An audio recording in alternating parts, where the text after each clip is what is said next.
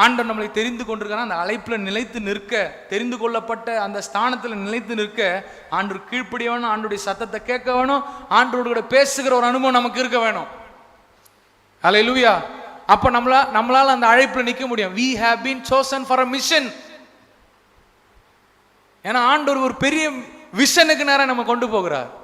அந்த காலத்தில் இருக்கிறவர்களை ஆச்சரியமான ஒளிக்குள்ள நடத்தும்படியாக, அவருடைய புண்ணியங்களை அறிவிக்கும்படியாக.